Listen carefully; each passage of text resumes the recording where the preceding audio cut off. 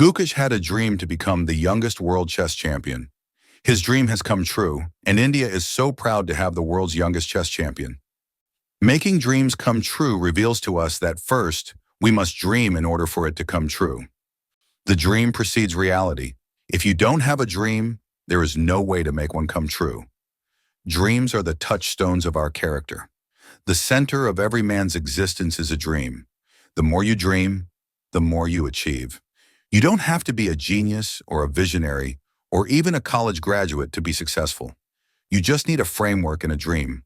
A dreamer is one who can only find his way by moonlight, and his punishment is that he sees the dawn before the rest of the world. Remember, all our dreams can come true if we have the courage to pursue them.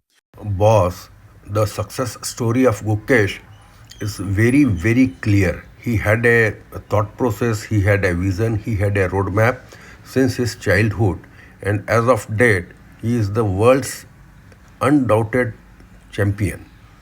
So that is the beauty of it. You have to dream big, pursue it. Consistency should be there, and your mindset should be there to achieve all those whatever you have dreamt of.